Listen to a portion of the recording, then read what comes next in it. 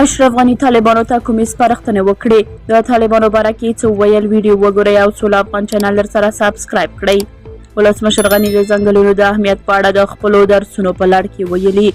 افغانستان د اقلیمي شرایطو یو قرباني هیواد دی او له دې شرایطو سره د مبارزې لپاره له افغانستان سره نړیوال سازمانونه باید همکاري او مرسته وکړي.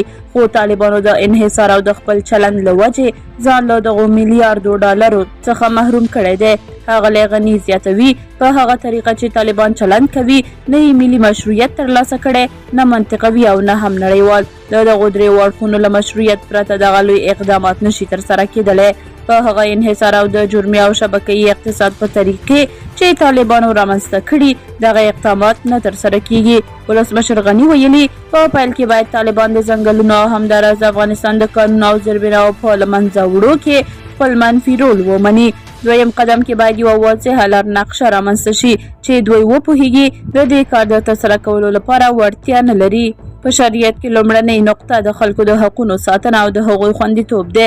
که عقل بند کوي دا لوی کارونه څنګه ترسره کولی شي؟ آیا دا ځان غوښتنه ده او که خدمت؟ مسؤلیت نړیوالې ټولنې ته متوجه نه دی. په لومړي قدم کې مسؤلیت هغو کسانو ته متوجه دی چې مطلق انحصار غواړي. ټول باید پوه شو که انحصار غواړئ نو باید نور آباد هم ومنئ. ولسمشر د اوبو د مدیریت او د ځنګلونو بیا احیا کې د کاکا ناکا مراد طریقه او هڅې ستایلي او وایي که چیرې د افغانستان ځنګلونه مدیریت شي نو افغانستان په کال کې له 10 تر 15 میلیاردو ډالرو عواید ترې ترلاسه کولی شي.